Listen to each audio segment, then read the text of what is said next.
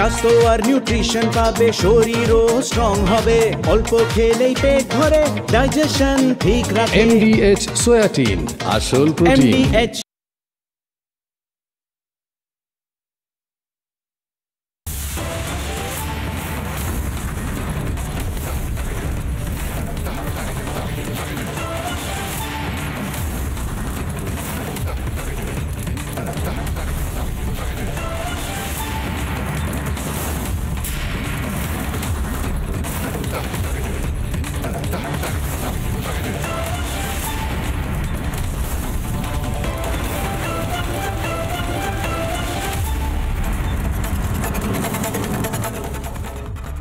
এই বিতর্কটা দীর্ঘদিন ধরেই ছিল, এই ফিসফাসটা ছিল দীর্ঘদিন ধরে, কিন্তু মুসলিম সম্প্রদায়ের মানুষজন তারা প্রকাশ্যে এসে এই কথাটা বলতে পারছিলেন না। আজকে সারাদিন ধরে রিপাবলিক বাংলাতে আপনারা সিদ্দিকুল্লাহ চৌধুরীকে নিয়ে যে কাভারেজটা দেখলেন, আসলে সেটা সিদ্দিকুল্লাহ চৌধুরীর কাভারেজ নয়। আসলে এই কাভারেজটা দুটো ভাগে ভাগ করলে প্রথম ভাগ যেটা, সেই ভাগটা হলো সিদ্দিকুল্লাহ চৌধুরী যে বড় বড় কথা বলে, ওয়াকফ থেকে শুরু করে বিভিন্ন ইস্যুতে যে কলকাতা অবরুদ্ধ করে দেওয়ার কথা বলে, তাকেই অবরুদ্ধ করে দেওয়া হলো মন্তেশ্বর তার বিধানসভা কেন্দ্রতে। এবং এই সমস্ত কিছু যখন হচ্ছে, তখন তার বিপক্ষে যে তৃণমূলের নেতা, সে একটা মারাত্মক কথা বলছে। এবং এই মারাত্মক কথাটা যখন বলছে তৃণমূলেরই এক নেতা, তখন সিদ্দিকুল্লাহ চৌধুরী কিন্তু বাইরে। তার কারণ, মমতা বন্দ্যোপাধ্যায়ের সাহস নেই সিদ্দিকুল্লাহ চৌধুরীকে গ্রেপ্তার করার। তৃণমূলের আহমেদ শেখ, মন্তেশ্বরের পঞ্চায়েত নেতা, আমি একবার নয় একাধিকবার এই বাইকটা শোনাতে পারি, যেখানে এই আহমেদ শেখ বলছে যে সিদ্দিকুল্লাহ চৌধুরী এবং তার ছেলেরা আসলে মুর্শিদাবাদের যে হিংসা, সেই হিংসার কাণ্ডটা ঘটিয়েছে।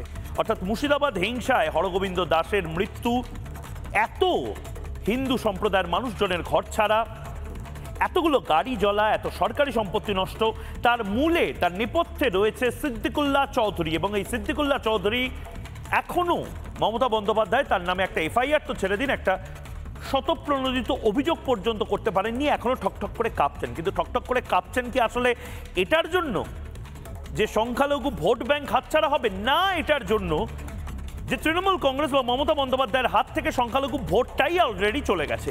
এবং সে কারণে আজ আমি জবাব চাই, বাংলাতে এই বিতর্কটা করছি, আজ শুধু নয়, কালও করব, দরকার হলে পরশু করব, যে মমতা বন্দ্যোপাধ্যায়, বিজেপি না, বিজেপি একেবারেই না, মমতা বন্দ্যোপাধ্যায় আসলে সংখ্যালঘু মুসলিমদের সবচেয়ে বড় শত্রু।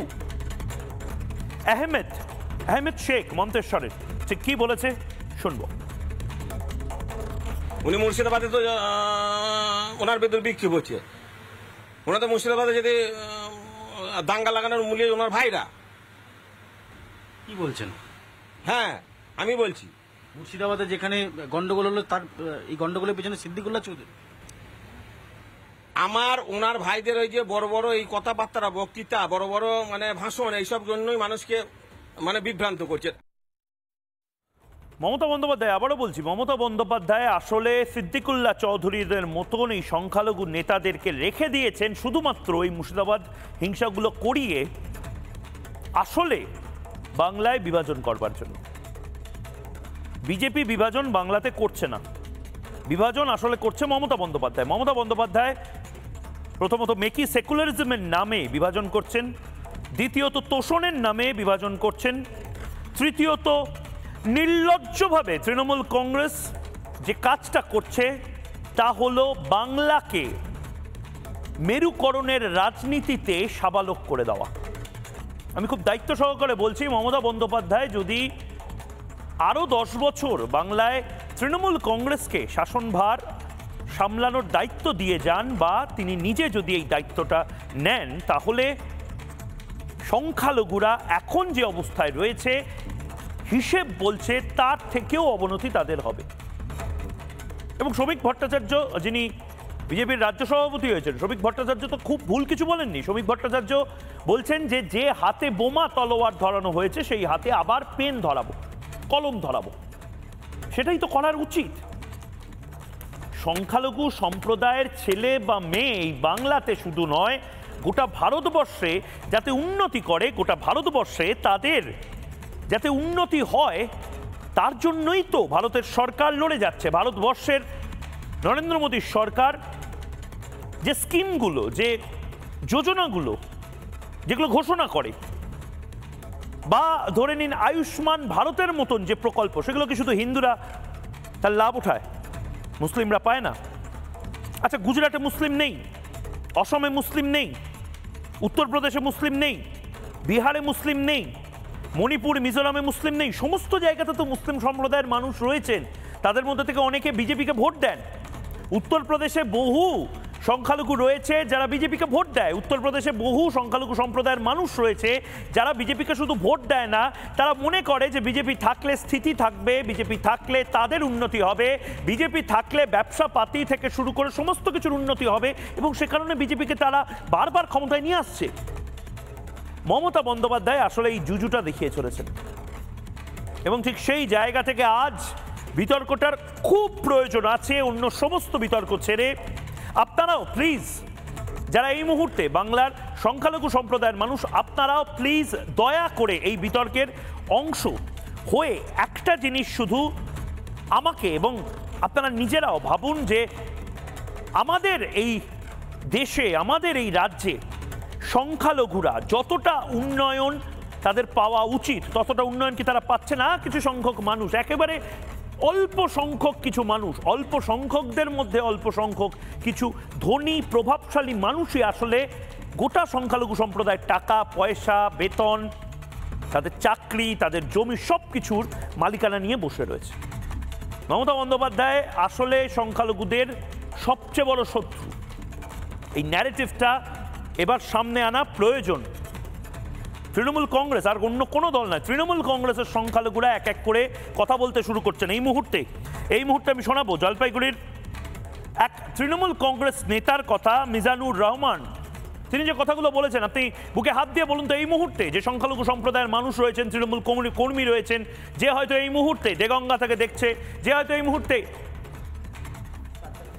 ডায়মন্ড হারবার থেকে দেখছে, যে হয়তো এই মুহূর্তে দেউলটি থেকে দেখছে, যে হয়তো এই মুহূর্তে পশ্চিমবঙ্গের বিভিন্ন সাব ডিভিশন থেকে দেখছে, সংখ্যালঘু সম্প্রদায়ের মানুষ যদি হয়ে থাকেন, যদি আপনারা তৃণমূল কংগ্রেস কর্মী হয়ে থাকেন, আইএসএফ কর্মী হয়ে থাকেন, কংগ্রেস কর্মী হয়ে থাকেন, বুকে হাত দিয়ে বলুন তো, এই ভাই যে কথাটা বলছে খুব কি ভুল বলছে?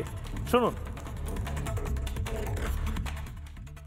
প্রতিটা জায়গায় মিটিং মিছিলে সংখ্যালঘু মানুষরা যেভাবে আমরা যাই প্রত্যেকটা ডাকে, কিন্তু তারপরে যদি আমাদের সম্মান না রাখা হয়, তাহলে এটা আমাদের জন্য একটা দুর্ভাগ্য যে আমরা কি ওই লাস্ট বেঞ্চে বসার লোক নেই। আমরা সংখ্যালঘু তৃণমূল কংগ্রেসের ভোট ব্যাংকটা এরকম, কোনো বিধানসভায় 20%, 30%, 25% আমরা ভোট দেওয়ার মতো ক্ষমতা রাখি। এই আমাদেরও একটা ইজ্জত আছে, সম্মান আছে, অথচ আমাদের এই সম্মান যেভাবে গেছে, এবং এটা নিয়ে আমাদের যারা কর্মীরা রয়েছে তাদের মধ্যে একটা ক্ষোভ বা মনের মধ্যে আঘাত। তা আমি আশা করি বা আশা করব, আমার যে মাদার কমিটির নেতৃত্ব আছে ওনাদেরকে বলবো যে আমাদেরকে ছাগলের 6 নম্বর বাচ্চা বানায় রাখবেন। দেখুন, মমতা বন্দ্যোপাধ্যায় আসলে খুব কনফিডেন্ট। মমতা বন্দ্যোপাধ্যায় দীর্ঘদিন ধরে রাজনীতি করছেন, তো মমতা বন্দ্যোপাধ্যায় আসলে কনফিডেন্ট যে এরা চিৎকার করেই যাবে। এই যে মিজানুরের মতন যে ভাইরা, তারা চিৎকার করেই যাবে, কিন্তু আদপে তারাও জানে যে মমতা বন্দ্যোপাধ্যায়কেই তাদের ভোট দিতে হবে। তার কারণ তাদের মাথায় ঢুকে গেছে বিজেপির এই জুজু, জুজু জুজু আমাকে থাবা দিও না, সেই জুজু। মমতা বন্দ্যোপাধ্যায় সুকৌশলে এই জুজুটা ঢুকিয়ে দিয়েছেন যে বিজেপি মানে আসলে তারা মুসলিমদেরকে বাইরে বের করে দেয়। আরে ভারতের যারা মুসলিম তাদেরও তো দেশ এটা, যারা জাতীয়তাবাদী মুসলিম তাদেরও তো জাতি, তাদেরও তো দেশ, তাদেরই তো রাষ্ট্র এটা। বিজেপি যে কথাটা বারবার বলে যাচ্ছে, রোহিঙ্গাদের ভারতবর্ষ নয়, বাংলাদেশিদের ভারতবর্ষ নয়, সমস্যাটা কোথায়? বাঙালি সংখ্যালঘু সম্প্রদায়ের মানুষ সবচেয়ে বেশি, যদি কারোর থেকে বা কোনো গোষ্ঠীর থেকে সবচেয়ে বেশি সাফার করে, সেটা হলো রোহিঙ্গা। এই মুহূর্তে আপনি জেলায় জেলায় যান, আপনি গ্রামে গ্রামে যান, বিভিন্ন গ্রামে দেখবেন যে চাকরিটা পাওয়ার কথা বাঙালি সংখ্যালঘু মুসলিমের, যে চাকরিটা ভারতীয় মুসলিমদের পাওয়ার কথা, যে জমিটা ভারতীয় মুসলিমদের, সেই জমিটা কবজা করে বসে আছে রোহিঙ্গারা। বাংলাদেশি অনুপ্রবেশকারীদের কি জামাই আদর করে ভারতের সংখ্যালঘুরা রাখে? না, তারা বিরক্ত। এই মুহূর্তে যদি আমাকে কোনো জেলা থেকে কোনো আমার ভাই বা বোন দেখেন, আপনি দয়া করে আমাকে কমেন্ট করে জানান, প্রয়োজনে টেলিফোন করে জানান যে আমি কি কোনো ভুল কথা বলছি। রোহিঙ্গারা বিভিন্ন জায়গায় জায়গায় যেভাবে প্রথমে একটা জায়গা দখল করলো, তারপর সেখানে টিনের চাল বানালো, তারপরে সেখানে অ্যাসবেস্টাস বানালো, তারপরে সেখানে পাকা বাড়ি বানিয়ে দিল এবং সেখানকার লোকাল কাউন্সিলর হেল্প করে দিচ্ছে, কারণ তৃণমূলের রোহিঙ্গাদের ভোটটা চাই। রোহিঙ্গাদের ভোটে তৃণমূল কংগ্রেস জেতার চেষ্টা করছে। আর বাঙালি মুসলিম সম্প্রদায়ের মানুষ তারা যে জায়গাতে ছিল সেই জায়গাতে আছে এবং তার ফলস্বরূপ মিজানুর ভাইরা বুঝতে পারছে। আমি আরেকবার চালানোর জন্য বলবো পিসিআরকে, মিজানুর ভাইদের মতন এই বক্তব্যগুলো তৃণমূলের বেশিরভাগ সংখ্যালঘু সেলের বেশিরভাগ নেতার তারা মুখ খুলে বলতে পারছেন না। আজ ময়ূক যে কথাগুলো বলে দিচ্ছে, সেই কথাগুলোর বেশিরভাগ কথা তৃণমূলের যে সংখ্যালঘু নেতারা রয়েছেন, যে সংখ্যালঘু কর্মীরা রয়েছেন তাদের। তারা ময়ূককে অনেক কথা বলতে পারেন, কিন্তু ময়ূককে জানে এবং তারাও জানেন যে ময়ূক হাওয়াতে কথা বলে না, ময়ূক কোনো হালকা কথা বলে না। সংখ্যালঘুদের যদি উন্নয়ন না হয় বাংলাতে, বাংলার যে উন্নয়ন হবে না সেটা ময়ূক খুব ভালো করে জানে, এবং সংখ্যালঘুরা যদি কোনো দেশে খারাপ থাকে তাহলে দেশের উন্নতি হবে না সেটাও ময়ূক জানে। এবং সে কারণে নরেন্দ্র দামোদর দাস মোদী উত্তরপ্রদেশে সংখ্যালঘুদের উন্নয়ন করছেন যেভাবে, গুজরাটে করছেন যেভাবে, অসমে করছেন যেভাবে, ঠিক সেভাবেই বাংলাতে করার জন্য স্বপ্ন দেখছেন। ডাটের সাথে গোটা দেশে যদি সংখ্যালঘুরা থাকতে পারে, যদি জাতীয়তাবাদী মুসলিম সম্প্রদায়ের মানুষ মাথা উঁচু করে প্রেস কনফারেন্স করতে পারে, যদি আমাদের দেশের অপারেশন সিঁদুর, ভাবুন লক্ষ্মী পার্বতীর সিঁদুর মোছার যে বদলা ভারতীয় সেনা নিল, সেই অপারেশন সিঁদুরের যে প্রেস কনফারেন্সটা, সেই প্রেস কনফারেন্সটা করবার জন্য আমাদের দেশ নির্বাচন করলো কর্নেল সোফিয়া কুরেশিকে। এই দেশটা তো সোফিয়া কুরেশিদের। আমরা রোহিঙ্গাদেরকে কেন জমি জমা এই সমস্ত কিছু ছেড়ে দেব? এই তোষণের রাজনীতি, এই বাংলাদেশ প্রীতি এবার বন্ধ করতে হবে রাজনৈতিক দলগুলোকে, এবং বিশেষভাবে মমতা বন্দ্যোপাধ্যায়ের তৃণমূল কংগ্রেসকে। মমতা বন্দ্যোপাধ্যায় এমন হাবভাব করছেন যেন বাংলার যারা বাঙালি মুসলমান সম্প্রদায়ের মানুষ তাদের সব উন্নয়ন হয়ে গেছে, তাদের সব শিক্ষা দীক্ষা হয়ে গেছে, তাদের প্রচুর টাকা পয়সা দিয়ে দিয়েছেন, তাদের ব্যাংক অ্যাকাউন্টে প্রচুর টাকা পয়সা, তাদের প্রত্যেকের পাকা বাড়ি, তারা প্রত্যেকে তাদের ধর্মীয় অনুষ্ঠানের সময় ফ্রিতে শাক সবজি ফল পান, তাদের সমস্ত কিছু দিয়ে দিয়েছেন যেন মমতা বন্দ্যোপাধ্যায়। না, মমতা বন্দ্যোপাধ্যায় আসলে যে কাজটা করেছেন সেটা সংখ্যালঘু সম্প্রদায়ের মানুষ হাড়ে হাড়ে টের পাচ্ছে। মিজানুর, তৃণমূলের মিজানুর যে সাহসটা দেখিয়েছে, সেই সাহসটা এক এক করে মিজানুররা দেখাচ্ছে, হুমায়ুন কবিররা দেখাচ্ছে বলে মমতা বন্দ্যোপাধ্যায়ের ভয়। মমতা বন্দ্যোপাধ্যায়ের বিজেপিকে নিয়ে ভয় না, মমতা বন্দ্যোপাধ্যায়ের ভয়টা ভালো করে শুনুন, মমতা বন্দ্যোপাধ্যায়ের ভয়টা বিজেপিকে নিয়ে নয়, মমতা বন্দ্যোপাধ্যায়ের ভয়টা তৃণমূলের মুসলিম ভোট মমতা বন্দ্যোপাধ্যায়ের হাত থেকে বেরিয়ে গেছে বলে। একটা অংশ চলে গেছে কংগ্রেসে, একটা অংশ চলে গেছে আইএসএফে, একটা অংশ বামেদের কাছে চলে গেছে, এবং কিছু শিক্ষিত জাতীয়তাবাদী মুসলিম সম্প্রদায়ের মানুষ তারা বুঝতে পেরেছেন যে বিজেপি সারা দেশে যেভাবে ফাংশন করছে তাতে বাংলাতে বিজেপি এলে তাদের গুজরাটের সংখ্যালঘুদের মতন ব্যবসায় লাভ, অসমের সংখ্যালঘুদের মতন তাদের সমস্ত প্রকল্পতে লাভ, এবং সারা দেশ যে পথে এগোচ্ছে সেই পথে যদি তাদের বাড়ির ছেলেমেয়েগুলোকে এগোনো যায় তাহলে আখেরে ভারত এবং ভারতীয় হিসেবে তারা গর্ববোধ করতে পারবে। মিজানুর কি বলেছে আরেকবার শুনি, গোটা বাংলার শোনা উচিত। মিজানুর এই তৃণমূলের কর্মী যে কথাগুলো বলেছে, বড় খাঁটি কথা বলেছে, শুনুন। প্রতিটা জায়গায় মিটিং মিছিলে সংখ্যালঘু মানুষরা যেভাবে আমরা যাই প্রত্যেকটা ডাকে, কিন্তু তারপরে যদি আমাদের সম্মান না রাখা হয় তাহলে এটা আমাদের জন্য একটা দুর্ভাগ্য যে আমরা কি ওই লাস্ট বেঞ্চে বসার লোক নেই। আমরা সংখ্যালঘু তৃণমূল কংগ্রেসের ভোট ব্যাংকটা এরকম, কোনো বিধানসভায় 20%, 30%, 25% আমরা ভোট দেওয়ার মতো ক্ষমতা রাখি। এই আমাদেরও একটা ইজ্জত আছে, সম্মান আছে, অথচ আমাদের এই সম্মান যেভাবে গেছে, এবং এটা নিয়ে আমাদের যারা কর্মীরা রয়েছে তাদের মধ্যে একটা ক্ষোভ বা মনের মধ্যে আঘাত। তা আমি আশা করি বা আশা করব আমার যে মাদার কমিটির নেতৃত্ব আছে ওনাদেরকে বলবো যে আমাদেরকে ছাগলের 6 নম্বর বাচ্চা বানায় রাখবেন। মিজানুরকে কালকে হয়তো দল থেকে বের করে দেওয়া হবে। মিজানুর কেন, শুধুমাত্র এই আহমেদ শেখ যে সাহস করে বলেছে সিদ্দিকুল্লাহ চৌধুরীরা আসলে ঝামেলাটা পাকায়। সিদ্দিকুল্লাহ চৌধুরীদের মতন কিছু নেতাকে তৃণমূল রেখেই দিয়েছে মুর্শিদাবাদের হিংসাগুলো করানোর জন্য। মুর্শিদাবাদের হিংসাটা হয় আর আহমেদ শেখদের নামেও তার দায়টা পড়ে। এটা বন্ধ করতে হবে। আবারও বলছি, ভারতকে যদি এগিয়ে যেতে হয় আমাদের, আমি তো বলবো পাকিস্তান যদি এই পেহেলগাঁওয়ের আক্রমণটা, সন্ত্রাসবাদী আক্রমণটা না করত, তাহলে আমাদের এই একসাথে হাতে হাত ধরে লড়াই করার, ভারত হয়ে, ভারত 130 কোটির ভারত হয়ে অন্য সমস্ত দেশকে চোখ রাঙানো এবং গুড়িয়ে দেওয়া পাকিস্তানকে, তার এই দমটা আমাদের হতো না।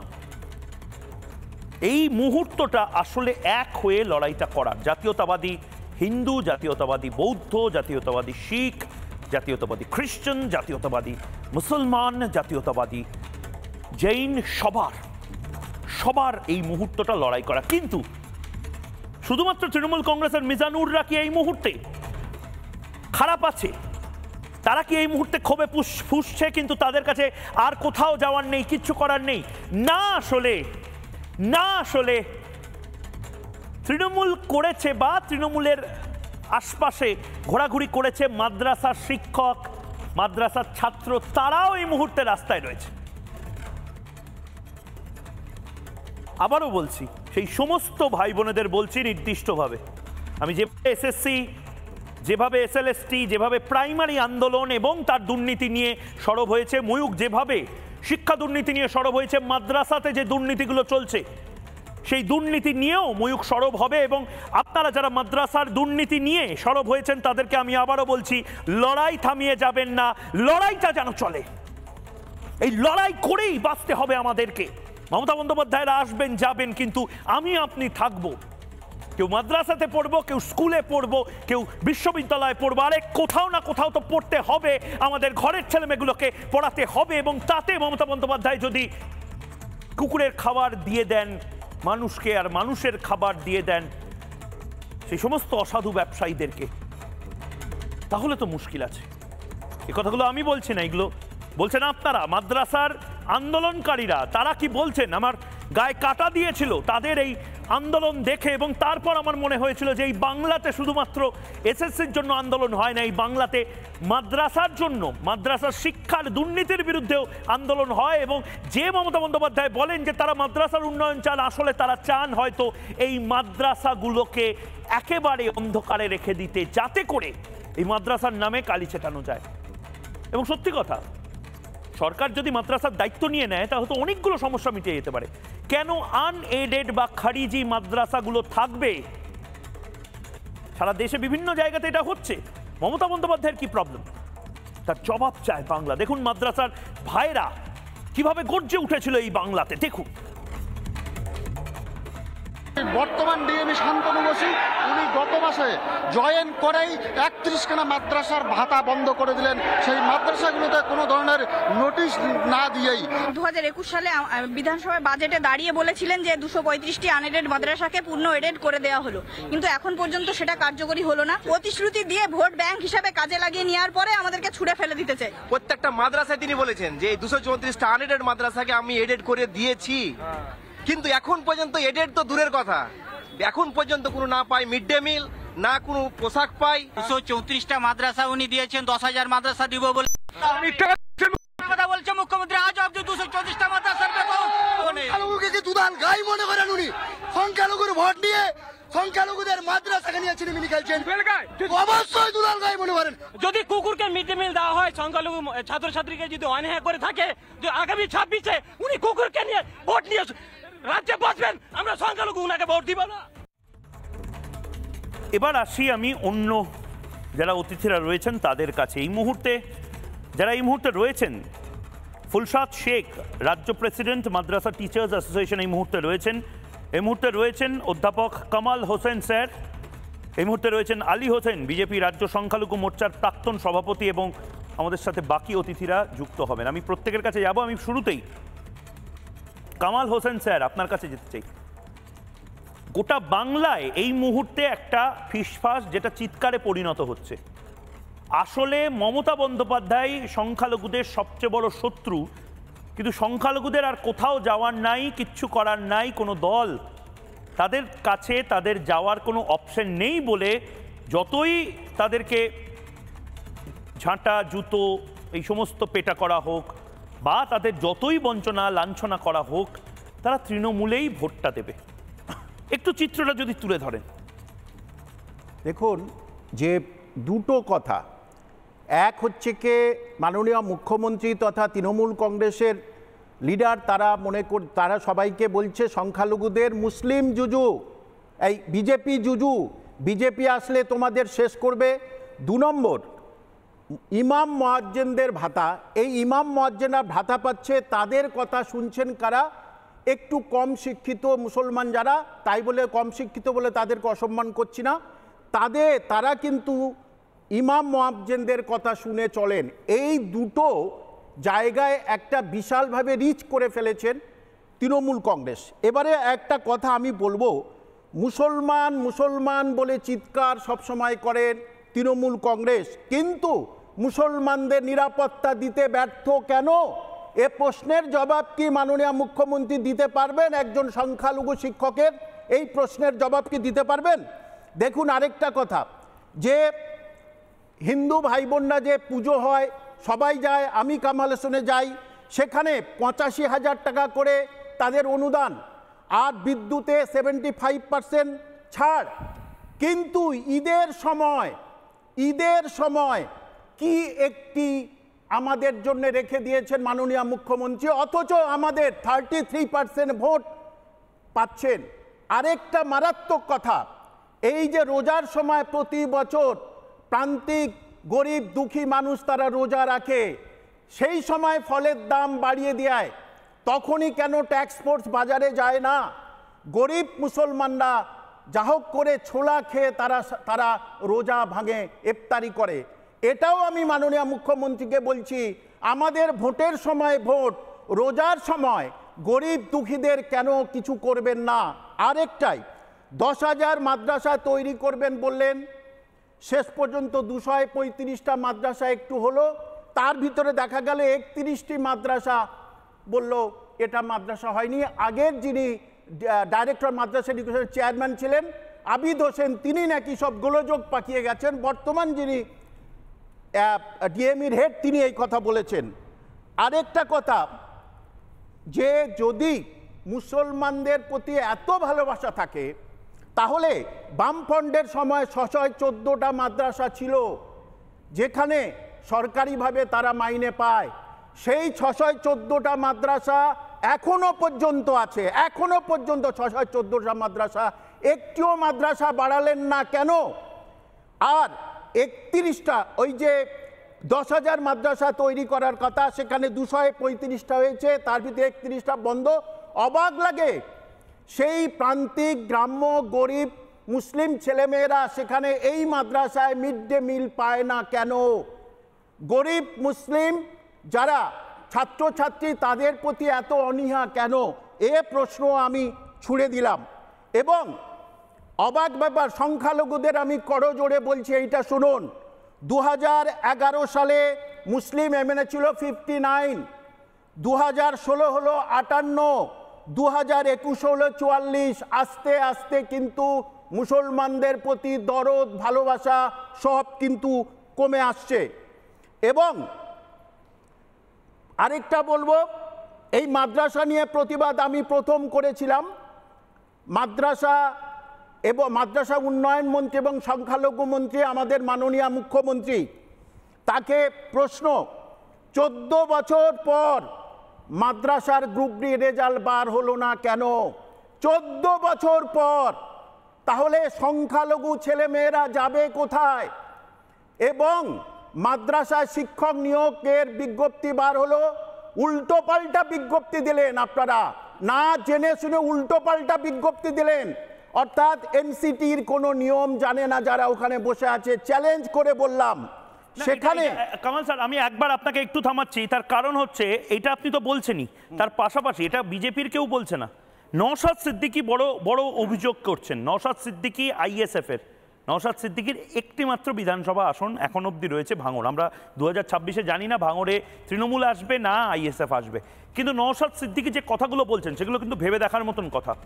নওশাদ সিদ্দিকী জিতবেন না হারবেন, নওশাদ সিদ্দিকী আইএসএফ এর আরো বিধায়ককে 2026-এ আনতে পারবেন কিনা সেটা পরের কথা, কিন্তু নওশাদ সিদ্দিকী যে কথাগুলো বলছেন 100% বাংলার সংখ্যালঘুদের জন্য বলছেন এবং সংখ্যালঘুদের এটা শোনা উচিত। তারপর ভাবা উচিত যে মমতা বন্দ্যোপাধ্যায় সংখ্যালঘুদের উন্নয়ন করছেন না আরো পেছনের দিকে নিয়ে যাচ্ছেন। শুনুন। এই যে দুষ্কৃতিগুলোকে যদি ধরে জেলের মধ্যে ভরে দেয় তাহলে বুথ দখলটা করবে কে? এই মারামারিটা করবে কে? মানুষকে চমকাবে কে? মানুষকে ধমকাবে কে? এমন একটা প্রজেক্ট বলুন যে প্রজেক্টে 2026 সালের ভোট চাইবে মমতা ব্যানার্জি যে এই কাজ আমি করে দিয়েছি সেই জন্য আমাকে ভোট দাও, বলতে পারবে? লক্ষ্মীর ভান্ডার ছাড়া আর কি আছে বলুন না? কি দেখিয়ে বলবে যে এই জন্য আমাকে ভোটটা তুমি দাও, আমার তোমার ভোটটা চাইছি? সব তো ধ্বংস করেছে। 8,500 স্কুল বন্ধ হতে চলেছে। সরকারি শিক্ষা প্রতিষ্ঠানে গিয়ে সরকারি শিক্ষা প্রতিষ্ঠান ধ্বংস। সরকারি স্বাস্থ্য কেন্দ্রে গেলে দেখুন আপনি স্বাস্থ্য পরিষেবা পাবেন না। 5 লাখের বলছে কার্ড ধরিয়ে দিয়েছি, কিন্তু দর বেদর হতে হচ্ছে, সব চিকিৎসা হয় না, অনেক চিকিৎসা হয় না, কিন্তু ওই চিকিৎসা সরকারিভাবে হচ্ছে না।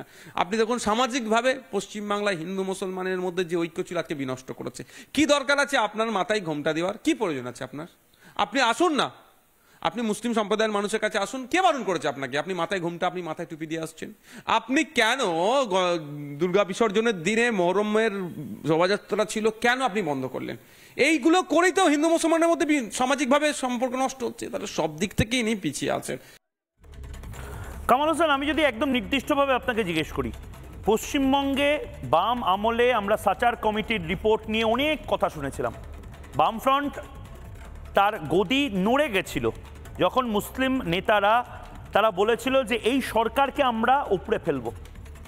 তারপর আমরা দেখলাম সিদ্দিকুল্লাহ চৌধুরীদের, তারপর আমরা দেখলাম তহা সিদ্দিকীদের, আমরা অনেক বড় বড় যারা প্রোফাইল পলিটিক্স করে এরকম নেতাদের দেখলাম, কিন্তু তারাও এখন বলছে যে তৃণমূল আসলে বামেদের থেকেও খারাপ অবস্থায় আমাদের নিয়ে এসেছে। কিন্তু তারপরেও তো তৃণমূল কংগ্রেসকে এরা ভোট দেবে। একটু যদি বলেন চিত্রটা। সময় থেকে তাদেরকে হটিয়ে মাননীয় মুখ্যমন্ত্রী এসেছেন মমতা ব্যানার্জি, বাংলার মুসলমানদের রক্ষাকর্তা। এইবারে দেখা যাচ্ছে তারা বড় আশায় ছিল, যেহেতু শিক্ষার সঙ্গে আমি যুক্ত, ছাত্রছাত্রী তারা পশ্চিমবঙ্গের শিক্ষিত সম্প্রদায়, তারা খুব আশায় ছিল, তাদের বাবা মারা আশায় ছিল যে এবারে বরঞ্চ অন্তত বোমা বন্দুক গুলি হাত থেকে কেড়ে নেবেন মাননীয় মমতা ব্যানার্জি এবং তাদের হাতে কলম খাতা পেন কোরআন ধরাবেন। কিন্তু তার বদলে দেখা যাচ্ছে লাঠিয়াল তৈরি হচ্ছে মুসলমানদের মধ্যে।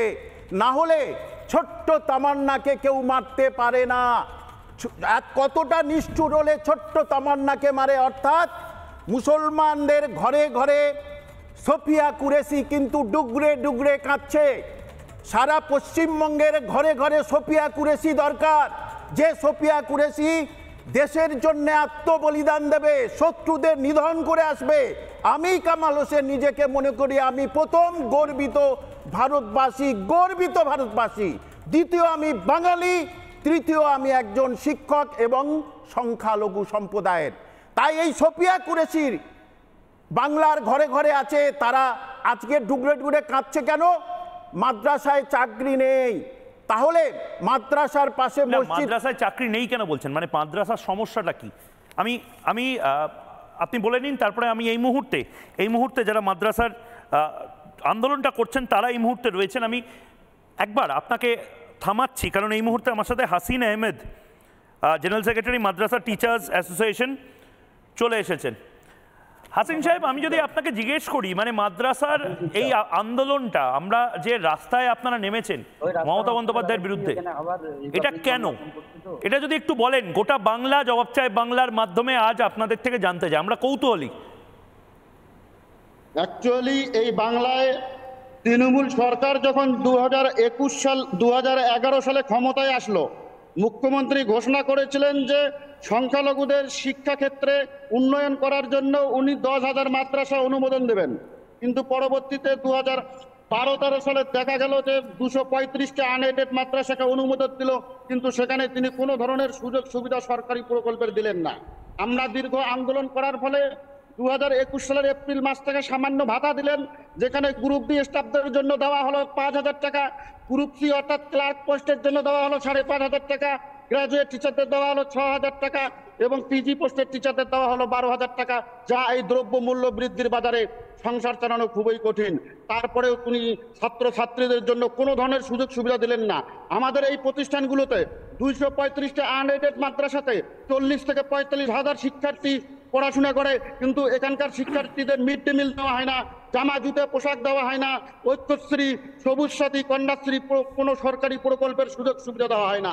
আমরা বারবার আবেদন জানিয়েছি বিভিন্ন দপ্তরে, এমএ ডিপার্টমেন্ট। আমি এটা বুঝতে পারছি না, আমি একটা বুঝতে পারছি না দাদা, আপনারা সংখ্যালঘু এবং মমতা বন্দ্যোপাধ্যায়ের ঘোষিত অবস্থান হলো সংখ্যালঘুদের সবচেয়ে বেশি উন্নয়ন করার। তো সংখ্যালঘুরা যে স্কুলে মাদ্রাসাতে পড়ছে সেখানে মিড ডে মিল দেওয়া হবে না? এটা কি ধরনের অমানবিক জিনিস?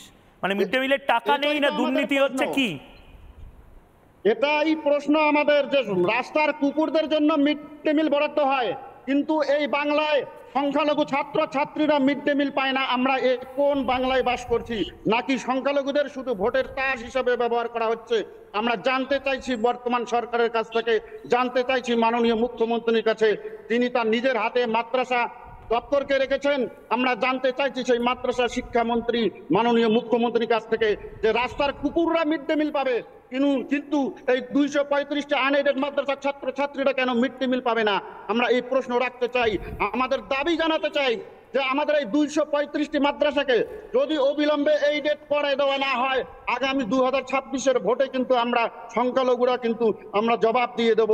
আমরা কিন্তু সংখ্যালঘুরা আর দুধের গাই হিসাবে ব্যবহার হতে চাই না, আমরা সংখ্যালঘুরা কিন্তু আর ভোটের তাস হিসাবে ব্যবহার হতে চাই না। না, কিন্তু ভোটের তাস হিসাবে ব্যবহার হতে চান না, দুধের গাই হিসাবে ব্যবহার হতে চান না, সব বুঝলাম দাদা। ময়ূক একটু চোখে প্রশ্ন করে বলে অনেকের রাগ, কিন্তু আপনি মন থেকে বলুন তো, মমতা বন্দ্যোপাধ্যায় তো নিজে জানেন যে মমতা বন্দ্যোপাধ্যায় যাই করুন না কেন আপনাদের সাথে, মমতা বন্দ্যোপাধ্যায় জিতবেন, তার কারণ মমতা বন্দ্যোপাধ্যায় বিজেপির জুজু এবং অন্যান্য জুজু দেখিয়ে রেখে দিয়েছে। মমতা বন্দ্যোপাধ্যায় তো জানেন মিড ডে মিল না দিলেও আপনারা ভোটটা মমতা বন্দ্যোপাধ্যায়কেই দেবেন। সেটা এই 14 বছর, বিগত 14 বছরে সংখ্যালঘুদের ভুলে ভালে রেখে দেওয়া হয়েছে, কিন্তু আমরা আর সেই ভুলের মধ্যে পা বাড়াতে চাই না। যে 14 বছর ধরে আমরা দেখলাম যে সংখ্যালঘুদের জন্য এই বাংলায় কি উন্নয়ন করা হয়েছে। আসলে আমাদেরকে হাতে না মেরে হাতে মারার চেষ্টা হচ্ছে। আমরা তাই আর ভাতে মরতে চাই না। আমরা আমাদের সাংবিধানিক অধিকার, ভারতীয় সংবিধানের 25 থেকে 31 ধারা পর্যন্ত যে সংখ্যালঘুদের সাংবিধানিক অধিকারের কথা বলা আছে, আমরা সেই সাংবিধানিক অধিকার পেতে চাই। 2006 সালে সাচার কমিটি যে রিপোর্ট দিয়েছে, সেই সাচার কমিটির রিপোর্টে আমরা বাস্তবায়ন দেখতে চাই। আমরা কিন্তু সংখ্যালঘুরা 14 বছরে বুঝে গেছি যে আসলে আমাদের উন্নয়ন হয়েছে নাকি আমাদেরকে পিষে মারার একটা গোপন ষড়যন্ত্র চলছে। আমরা আমাকে হাসিন সাহেব আমাকে এটা বলুন, তার মানে এটা একটা বড় দুর্নীতি, এবং এই দুর্নীতিতে ময়ূক বা রিপাবলিক বাংলাকে এই মুহূর্তে একেবারে ভেতরে ঢুকে এটা তদন্ত করতে হবে। তার কারণ আমি বুঝতে পারছি আপনাদের রাগটা, এটার আনুমানিক দুর্নীতি কোটি টাকার হতে পারে বলে আমার মনে হচ্ছে। ঠিক কি কি দুর্নীতি করেছে তৃণমূল একটু বাংলার মানুষকে বলুন, আর জবাব চাই বাংলার মাধ্যমে। আপনাকে ভারত, বাংলাদেশ সহ বহু দেশের বাংলাভাষীরা দেখছেন, গোটা বাংলা এবং দেশকে বলুন কি কি দুর্নীতি করেছে তৃণমূল। এই দুর্নীতির কারণে আজকে কোনো প্রতিষ্ঠান, মাদ্রাসা বলুন, স্কুলে বলুন, কোনো প্রতিষ্ঠানে শিক্ষক নিয়োগ হচ্ছে না। কোনো ধরনের 2014 সালের পরে মাদ্রাসা সার্ভিস কমিশনের কোনো পরীক্ষা হয়নি। কেন হয়নি? নিশ্চয় এর পিছনে কোনো বড় ষড়যন্ত্র আছে, কোনো বড় দুর্নীতি কাজ করছে। না হলে কেন এই মাদ্রাসাগুলোকে তিলে তিলে শেষ করে দেওয়া হচ্ছে? আমি বাংলার জনগণের কাছে জানতে চাই যে আমাদের জাতির মেরুদণ্ড হচ্ছে শিক্ষা। সেই শিক্ষা প্রতিষ্ঠানগুলোকে যদি এইভাবে কোনো সরকার শেষ করে দিতে চায়, ধ্বংস করে দিতে চায়, তাহলে আমাদেরকে বুঝে নিতে হবে পক্ষান্তরে আমাদেরকেই শেষ করে দেওয়ার যে চক্রান্ত চলছে, সেই চক্রান্তের বিরুদ্ধে আমাদের এই সংখ্যালঘুদের রুখে দাঁড়াতে হবে এবং সঠিক জায়গায় আমাদেরকে এর জবাব দিতে হবে। বেশ, আমি আপনাকে সঙ্গে রাখছি এবং আমি অনুরোধ করছি যারা এভাবে মাদ্রাসা শিক্ষক আন্দোলনের সাথে যুক্ত, টেলিফোন করুন ময়ূককে। আপনার কথা গোটা বাংলার মানুষের সামনে আমি শোনাতে রাজি, কিন্তু দয়া করে নিজেকে যদি এই দুধেল গাই বা আমি একজন সংখ্যালঘু ভোট ব্যাংকের অংশ এইসব বলেন, দয়া করে বলছি, তাহলে তৃণমূল কংগ্রেসকে বলুন। যদি ভারতীয় হিসেবে, জাতীয়তাবাদী হিসেবে, বাঙালি হিসেবে আপনার সমস্যার কথা বলতে চান, গোটা দেশ শুনবে, তার ব্যবস্থা আমরা করব। আমি একেবারে নির্দিষ্টভাবে আলী হোসেনের কাছে যাব। আলী হোসেন, আপনার কাছে যাওয়ার আগে আমি একবার পীরজাদা ইব্রাহিম সিদ্দিকী একটা সময় সিপিএমকে সমর্থন করতেন। তারপর আমরা দেখেছিলাম ফুরফুরা শরীফ কিভাবে তৃণমূল কংগ্রেসের দিকে চলে গেল। তারপর আমি দেখলাম ইব্রাহিম সিদ্দিকী কিন্তু অনেকগুলো খাঁটি কথা বলতেন। আজকে ফুরফুরা শরীফ থেকে বা ফুরফুরা শরীফের পীরজাদাদের যারা সম্মান করেন তারাও অনেকে দেখছেন জবাব চায় বাংলা। ময়ূক রঞ্জন ঘোষকে যারা দেখছেন এই মুহূর্তে পীরজাদা ইব্রাহিম সিদ্দিকী যে কথাগুলো বলছেন, বলুন ঠিক কি না, কারণ এই কথাগুলো আসলে 2026-এ কাজে লাগবে আপনাদের। দেখুন, খুন করো, মার্ডার করো, চুরি করো, চামারি করো, লুট করো, ধর্ষণ করো, আমাকে কি বলবো গদিতে বসিয়ে রাখবে, আমি সবটা থেকে দেবো। ধর্ম নিয়ে রাজনীতি এটা নতুন নয়, এটা গোড়া থেকেই ধর্ম নিয়ে দিদি রাজনীতি করছেন সবাই জানেন। অকাপ সম্পত্তির করতে আপনি দিল্লি যে আন্দোলন করেন, বাংলায় কেন আপনি আন্দোলন করে, বাংলা আন্দোলন যে করবে আমার চেয়ে খারাপ আর কেউ হবে না, এই কথা বলে দিয়ে জানিয়ে দিলে পশ্চিমবঙ্গের বাংলার মানুষগুলোকে যে দেখো আমি মুসলিমদের অকাপ সম্পত্তিটার উপরই আন্দোলন করতে দিচ্ছি নি, যাতে হিন্দু ভোটটা টানা যায়। এইটা হচ্ছে পলিটিক্সের মমতা। ধর্ম নিয়ে রাজনীতি ছাড়া কোনোদিন দিদি গদিতে থাকতে পারবে না। আলী হোসেন সাহেব, মমতা বন্দ্যোপাধ্যায় ধর্ম নিয়ে রাজনীতি করেন বলে পীরজাদা ইব্রাহিম সিদ্দিকী বলছেন, মানে খেলা তো উল্টো দিকে বইছে।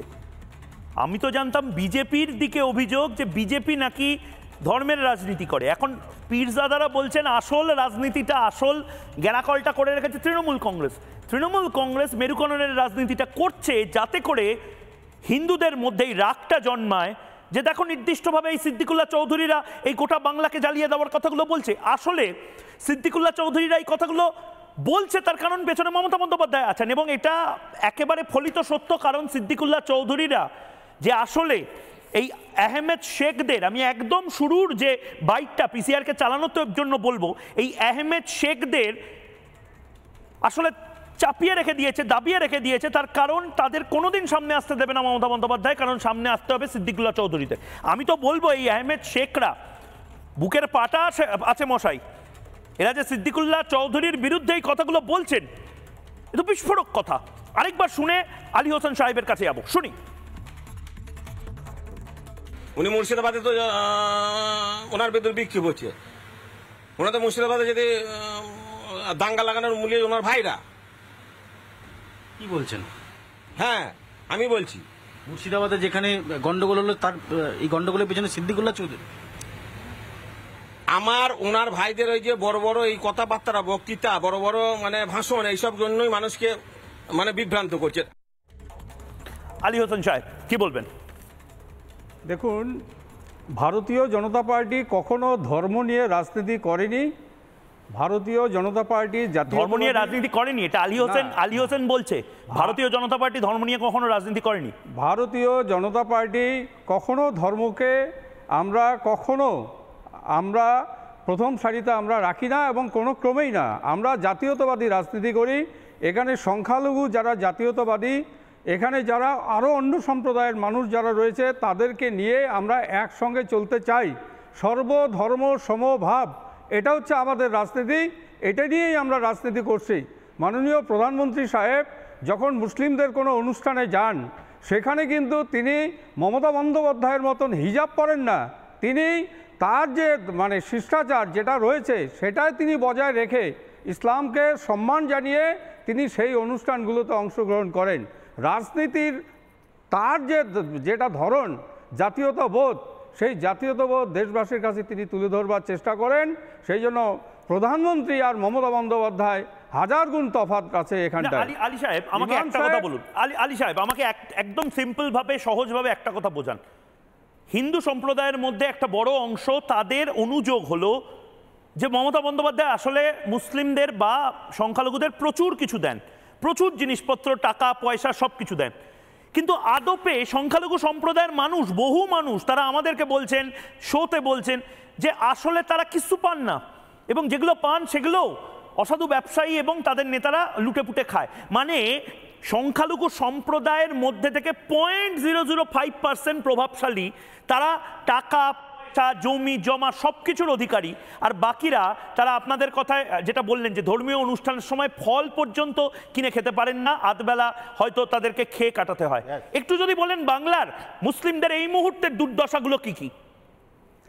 দেখুন, বাংলার সংখ্যালঘু বিশেষ করে মুসলিমদের যে দুর্গতি সেটা আমরা তো লক্ষ্যই করছি। মাননীয় মুখ্যমন্ত্রী তৃণমূল কংগ্রেসের, তিনি পশ্চিমবঙ্গের সংখ্যালঘু মুসলিমদের যেভাবে তিনি তুলে ধরবার চেষ্টা করছেন, প্রকৃতপক্ষে এইভাবে উন্নয়ন সম্ভব নয়, এইভাবে মুসলিমদের সার্বিক উন্নয়ন হবে না।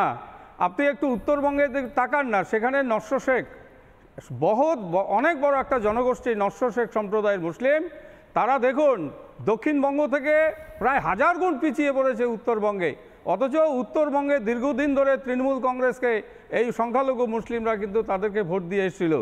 আজকে ভারতীয় জনতা পার্টি, আমরা কোনো সংখ্যালঘু বলছি না, সংখ্যাগুরু বলছি না, আমরা জাতীয়তাবাদের কথা বলছি, আমরা ন্যাশনালিস্টের কথা বলছি, আমরা মুসলিম সম্প্রদায়ের মানুষের কাছে আমরা বলতে চাই, আপনারা যারা জাতীয়তাবাদী মুসলিম, আপনারা একটু লক্ষ্য করুন আসামের মুসলিম ভাইরা যদি এগিয়ে যেতে পারে, আজকে গুজরাটের মুসলিম ভাইরা যদি এগিয়ে যেতে পারে, সেখানে বিজেপি সরকার রয়েছে, মধ্যপ্রদেশের মুসলিমরা যদি এগিয়ে যেতে পারে, আমার পশ্চিমবঙ্গে মুসলিম ভাইরা কেন এগিয়ে যাবে না?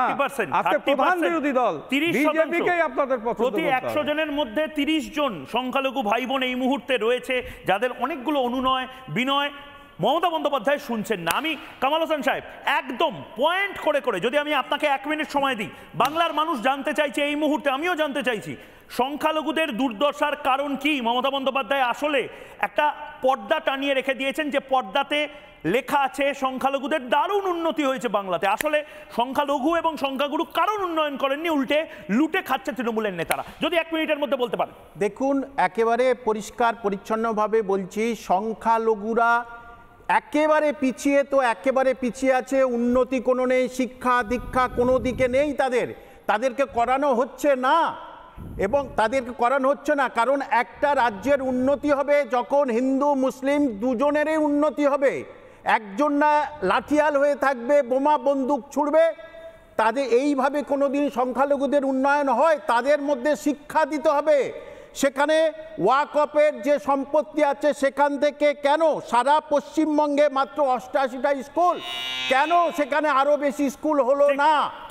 তাহলে ডাক্তার ইঞ্জিনিয়ারিং আরো বেশি হতো, ঘরে ঘরে হতো। গোটা বাংলা থেকে এই মুহূর্তে মাদ্রাসা আন্দোলনের সাথে যারা যুক্ত তারা এই মুহূর্তে আমাদের সাথে যোগাযোগ করার চেষ্টা করছেন। আমি সেই সমস্ত ভাইদেরকে এবং দাদাদেরকে আমি করজোড়ে অনুরোধ করছি যে আজ হয়তো আমার কাছে সময় কম থাকবে, কিন্তু আমি চেষ্টা করব কাল বা পরশু গোটা বাংলার যারা এই আন্দোলনের সাথে যুক্ত তাদের কথা শোনানোর। ময়ূক দায়িত্ব নিচ্ছে, জবাব চাই বাংলা এই কথাগুলো শোনাবে, যেভাবে এসএসসির দুর্নীতির কথা শুনিয়েছে ঠিক সেরকমভাবে। এই মুহূর্তে মাজিদুল ইসলামের কাছে যাব আমি, কিন্তু আরেকজন যিনি এই মুহূর্তে ছিলেন জেনারেল সেক্রেটারি, তার কাছে আরেকবার গিয়ে আমি খুব নির্দিষ্টভাবে 3টে প্রশ্ন করতে চাই। বাংলায় সংখ্যালঘুদের অনুন্নয়ন হয়েছে বলে আপনি বলছেন মমতা বন্দ্যোপাধ্যায় করেছে, তাহলে মমতা বন্দ্যোপাধ্যায় যা বলছেন তার মানে মিথ্যা কথা বলছেন? আপনাদের বোকা বানিয়েছে মমতা বন্দ্যোপাধ্যায়? বলুন। একদম একদম এটাই সত্যি। শুধু সংখ্যালঘুদের বলছেন, উনি বলে বেড়াচ্ছেন যে উন্নয়ন হয়েছে, 100% উন্নয়ন করেছেন, কিন্তু আদতে আমাদের সংখ্যালঘুদের কোনো উন্নয়ন হয়নি। আমি প্রশ্ন রাখছি, 2011 সালের পরে এই বাংলায় কেন একটাও এইডেড মাদ্রাসা তৈরি করা হয়নি? আমি জানতে চাইছি যে 235টি আনএইডেড মাদ্রাসাকে মুখ্যমন্ত্রী বলেছিলেন 2021-এর বিধানসভার বাজেটে যে এই 235টি এই মাদ্রাসাকে এইডেড করে দেওয়া হলো, তিনি এখনো কোনো সেই মাদ্রাসাগুলোকে এইডেড করেননি। আজকে এই বাংলায় উনি উন্নয়নের কথা বলে বেড়াচ্ছেন। আমরা সেই ওয়াকফ বিলের বিরুদ্ধেও আমরা প্রোটেস্ট করতে পারিনি, আমরা আমাদের দাবি জানাতে পারেনি যে উনি বলেছেন যে এই বাংলায় থাকতে হলে কোনো ধরনের আন্দোলন করা যাবে না। আসলে উনি এই সংখ্যালঘুদেরকে উনি দাবিয়ে রাখতে চাচ্ছেন, উনি চেপে রাখতে চাচ্ছেন, যাতে এই সংখ্যালঘুরা কখনোই মাথা উঁচু করে দাঁড়াতে না পারে, এই সংখ্যালঘুরা যাতে শিক্ষায় তাদের উন্নতির দিকে পৌঁছাতে না পারে। ইনি অ্যাকচুয়ালি মিথ্যা কথা বলে বেড়াচ্ছেন। আদতে সংখ্যালঘুদের কোনো উন্নয়নই হয়নি। আদতে সংখ্যালঘুদের কোনো উন্নয়নই হয়নি বলছেন সংখ্যালঘু সম্প্রদায়ের সেই সমস্ত ভাই বোনেরা। আমি আবারও বলছি বাংলায় এই মুহূর্তে যে জিনিসটা চলছে সেটাকে বোধহয় জঙ্গলরাজ বলা যায় না। সংখ্যালঘুরা খুশি আছে না সংখ্যাগুরুরা খুশি আছে। আমি এই বিতর্কটা করব না ভেবেছিলাম, কিন্তু এই বিতর্কটা করতে হচ্ছে তার একটাই কারণ, সংখ্যালঘুদের মধ্যে থেকে ধিকি ধিকি আগুন ভালো নয়। পৃথিবীর কোনো সরকার টেকেনি যেখানে সংখ্যালঘুরা ভালো নেই। পৃথিবীর কোনো দেশ ভালো থাকেনি যেখানে সংখ্যালঘুরা নিশ্চিহ্ন হয়ে গেছে। বাংলাদেশের দিকে তাকান, বাংলাদেশ নিশ্চিহ্ন হয়নি, কিন্তু বাংলাদেশ দাবানলের সাথে এই মুহূর্তে লড়াইটা করছে। পাকিস্তানের দিকে তাকান, ভারত বরাবর সংখ্যালঘুদেরকে যে সম্মান, যে সুযোগ, যে প্রকল্পের আওতায় নিয়ে আসা এবং যোগ্য সম্মানটুকু দেওয়া, সেই কথাগুলো বারবার বলে এসেছে, আমাদের সংবিধানের মাধ্যমে বলে এসেছে, এবং আমাদের দেশে যেভাবে তাদেরকে তুলে আনা হয়েছে অবিস্মরণীয়। রাজ্যে কেন এর অন্যথা হবে? রাজ্যের সংখ্যালঘুরা কেন খারাপ থাকবে? যদি মমতা বন্দ্যোপাধ্যায় না পারেন সংখ্যালঘুদেরকে ভালো রাখতে, ছেড়ে দিন না, অন্য কেউ সংখ্যালঘুদেরকে ভালো রাখবে, দুধেল গাই অন্তত বলবে না। এই প্রশ্নগুলো কি ভেবেছিলেন ময়ূক করবে না? এই প্রশ্নগুলোই করবে, কারণ এই রাজ্যে রোহিঙ্গাদের বিরুদ্ধে আমরাই লড়ব, যারা বাংলার ভূমিপুত্র। তা সে সংখ্যাগুরু হতে পারে বা সংখ্যালঘু হতে পারে। মমতা বন্দ্যোপাধ্যায়কে সংখ্যালঘুরা কেন ভালো নেই তার জবাব চায় বাংলা, রোজ চাইবে। একটা ছোট্ট বিরতি নিচ্ছে, বিরতির পর ফিরে আসছে আমি ময়ূক, সঙ্গে থাকুন। চায়ের আসল স্বাদ শুধু MDHT+ থেকেই আসবে। মাথায় দেখো লবঙ্গ এলাচ দিয়ে ভরপুর MDHT+ মশলা। MDH